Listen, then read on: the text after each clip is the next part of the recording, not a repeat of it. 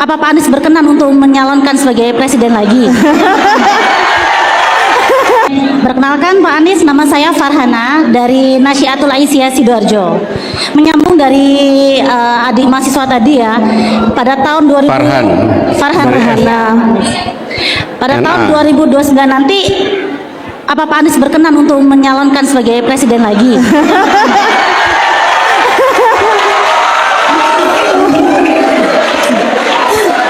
Kemudian yang kedua, jika Pak Anies terpilih, bagaimana pandangan Pak Anies terkait MBG, yang mana itu dananya banyak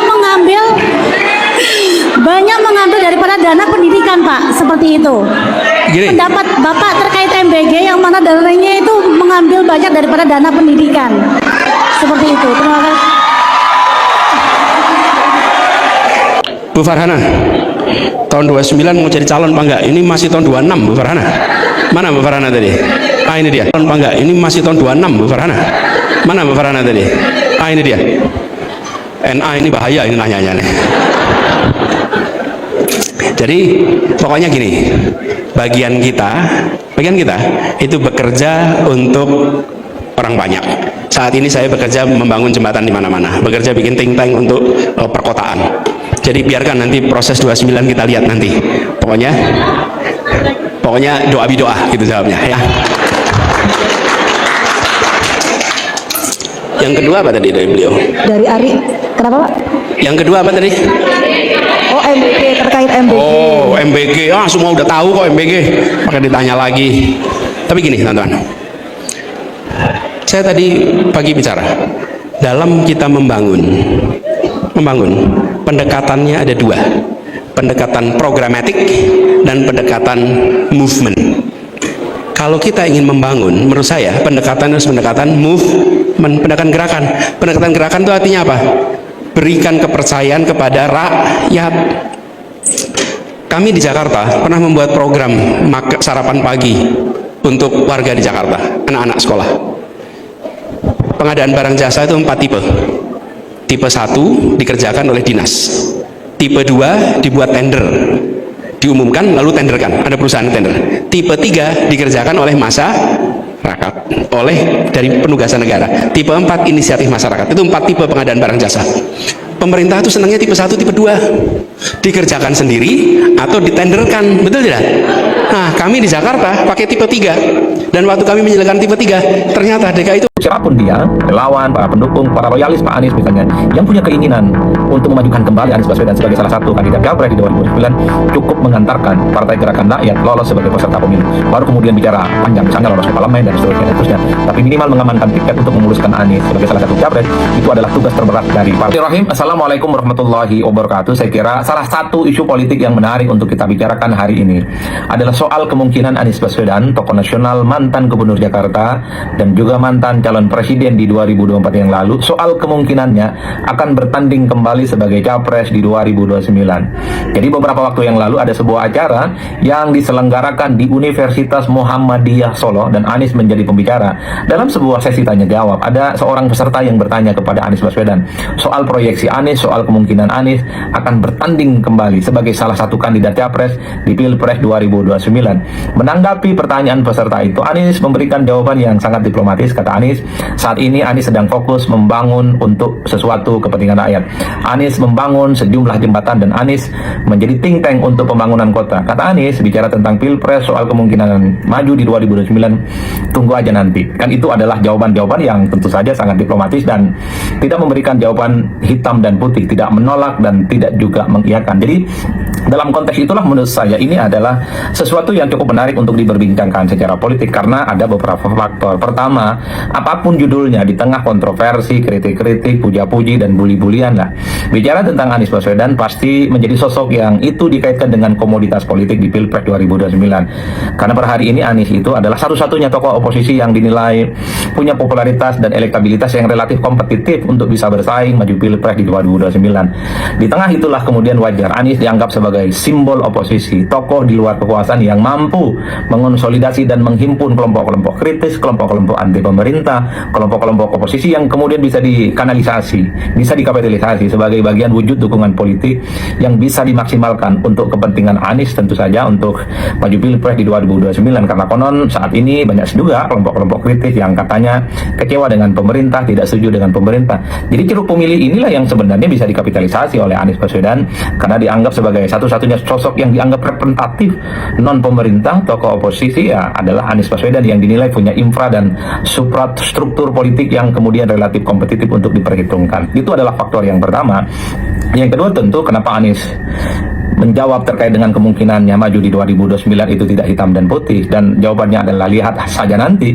Ya tentu maju di Pilpres itu bukan perkara gampang. Kalau kita membaca Undang-Undang Pemilu nomor 7 2017, di situ secara eksplisit disebutkan bahwa calon presiden dan juga calon wakil presiden adalah mereka yang diusung oleh partai atau gabungan dari partai politik. Per hari ini Anies Baswedan tentu tidak punya partai politik. Per hari ini belum ada misalnya partai politik khususnya yang lolos ke parlemen secara eksplisit akan tertarik atau akan memberikan dukungan kepada Anies untuk maju Pilpres di 2029. Kalau di 2024 yang lalu kan ada 3 partai politik yang usung Anies, ada Nasdem, ada PKS, dan PKB. Anies bisa berduet dengan Gus Muhaimin yang beberapa waktu yang lalu kita tahu adalah sebagai salah satu duet di mana perolehan suaranya itu adalah nomor 2 alias runner up di bawah Prabowo dan Gibran. Baru perolehan suara yang ketiga didapatkan oleh Ganjar Pranowo dan Mahfud MD. Jadi tiket pencapresan inilah yang tentu saja per hari ini di atas kertas belum didapatkan oleh Anies Baswedan, dan satu-satunya partai politik yang dianggap dekat dengan Anies Baswedan per hari ini adalah Partai Gerakan Rakyat. Partai baru yang sepertinya memang diinisiasi sebagai instrumen, sebagai lembaga, sebagai wadah untuk memajukan partai politik. Jadi tugas utama sepertinya bagi orang-orang, bagi para pendukung, relawan-relawan Anies Baswedan untuk bisa memajukan Anies di 2029 adalah meloloskan Partai Gerakan Rakyat ini sebagai peserta pemilu. Karena cukup dengan partai politik, sekalipun partai politiknya ini baru seperti Gerakan Rakyat, tapi kalau lolos verifikasi faktual, verifikasi administrasi, dan verifikasi faktual, KPU menyatakan bahwa Partai Gerakan Rakyat ini sah sebagai kontestan pemilu di 2029, itu sudah cukup tiket bagi Anies untuk bertanding di Pilpres. Karena seperti yang kita tahu dan seperti yang kita baca bahwa syarat untuk menjadi calon presiden di 2029 itu bukan lagi misalnya harus memenuhi ambang batas presiden 20%. Ambang batas presiden 20% itu sudah dihilangkan oleh Mahkamah Konstitusi, dan syaratnya cuma satu, yaitu soal calon presiden, dan calon presiden adalah diusung oleh partai politik peserta pemilu. As simple like that. Oleh karena itu tentu siapapun dia, relawan, para pendukung, para loyalis Pak Anies misalnya, yang punya keinginan untuk memajukan kembali Anies Baswedan sebagai salah satu kandidat Capres di 2029, cukup mengantarkan Partai Gerakan Rakyat lolos sebagai peserta pemilu. Baru kemudian bicara panjang, misalnya lolos ke parlemen dan seterusnya dan seterusnya. Tapi minimal mengamankan tiket untuk memuluskan Anies sebagai salah satu Capres itu adalah tugas terberat dari Partai Gerakan Rakyat. Karena soal itu saya harus kita katakan secara terbuka, satu-satunya partai politik yang teridentifikasi akan mendukung total dari Anies Baswedan terkait dengan pencapresannya adalah Partai Gerakan Rakyat. Tugasnya lolos sebagai peserta pemilu. Tentu sambil kita nunggu apakah di kemudian hari akan ada partai-partai politik yang lain, khususnya partai politik yang sudah lolos ke parlemen gitu ya. Halo teman-teman, jumpa bersama saya di Politik Dangi ya. Ini luar biasa ya teman-teman ya. Bagaimana gebrakan-gebrakan Anies Baswedan ya kan, membuat kita semakin bangga teman-teman. Dan kalau kalian ingat ya, bagaimana Anies Baswedan selalu disindir lawan politiknya teman-teman. Apalagi Kodari ya, di Pilpres yang dulu ya, itu sangat-sangat menarik teman-teman. Sana sini disikat ya kan. Namun akhirnya mereka malu sendiri ya, bagaimana dan apa yang dilakukan oleh Anies Baswedan per hari ini teman-teman.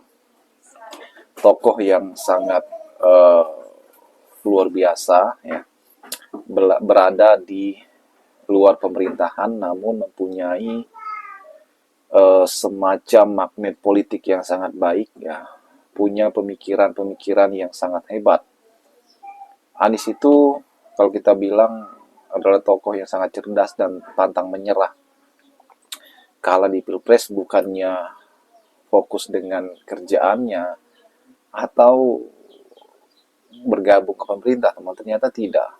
Beliau malah mengambil posisi sebagai oposisi, kemudian tetap berkarya, tetap mengabdikan dirinya kepada bangsa dan negara. Itu yang beliau kerjakan. Contohnya, bagaimana ia membangun jembatan, ya, bagaimana ia tetap bermanfaat bagi masyarakat, bagaimana ia bermanfaat bagi rakyat, ya kan. Itu adalah sebuah hal yang sangat baik, ya. Sebuah hal yang sangat-sangat harusnya dipuji, teman-teman. Apalagi kalau beliau ini jadi seorang pejabat publik, saya yakin ya, bagaimana Anies kemudian menjadi tokoh yang mungkin semakin dikenal, semakin dicintai masyarakat ya. Ia yang bisa dikatakan bukan siapa-siapa aja ya, mempunyai sepak terjang yang sangat luar biasa, apalagi kalau menjadi pejabat, teman-teman. Pilpres 2029 ya ini semakin mendekat ya, kurang lebih 2 atau 3 tahun lagi ya. Dan saya yakin bahwa Anies Baswedan ini akan mampu ya menjadi sosok yang sangat-sangat diperhitungkan dalam Pilpres 2029 mendatang. Apalagi kalau kita lihat ya, nama Anies ini ya masih menjadi yang terkuat, teman-teman. Masih menjadi